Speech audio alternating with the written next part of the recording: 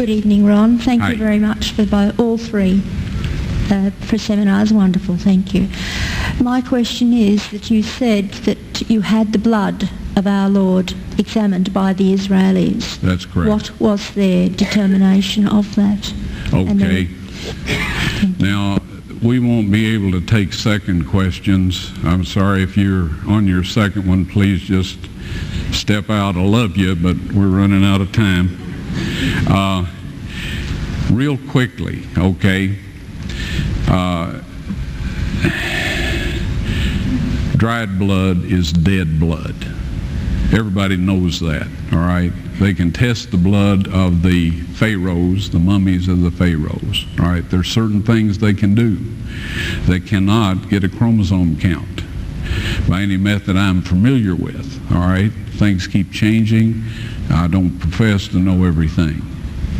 However, there's no way I know that you can get a chromosome count out of dead blood. You can get a DNA and some other things, but not a chromosome count, all right? That's done by living white blood cells. Now then, first of all, in this analysis, I took the blood into a laboratory in Israel. I asked one of the people I work with in antiquities, where is a good laboratory that does reliable work? And they said, such and such, such and such. I took it. I just said, please examine this blood and tell me what you can tell me about it. All right? They said, well, look, we're going to reconstitute it.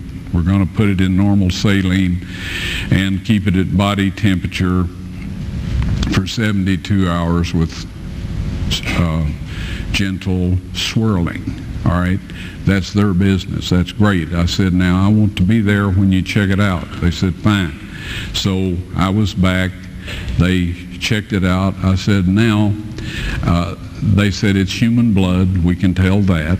They did whatever tests they need to do.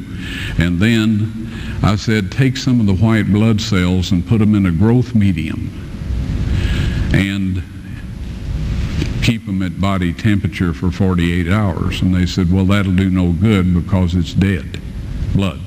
I said, would you please do that for me? And they said, okay, we'll do it. So anyway, I said, I want to be there when you take it out and examine it. So I was back there. They took it out, examined it under a microscope, and the one technician called the other one over there, and then they called the boss over there, and they were talking Hebrew a mile a minute there for a little bit, and they looked at me and they said, Mr. Wyatt, this human blood only has 24 chromosomes in it. Everybody else has 46. You see, 23 from your mother, 23 from your father, 22 autosomes from your mother, 22 autosomes from your father.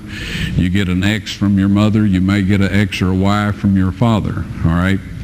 This blood had 23 chromosomes from the mother's side, one Y chromosome only.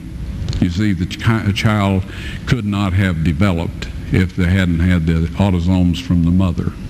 So all of his physical characteristics were determined by his mother's side of the family, her autosomes.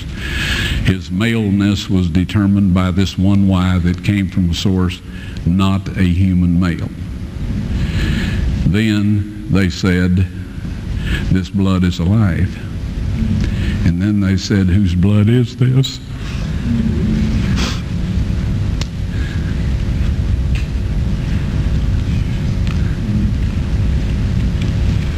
I said, it's the blood of your Messiah.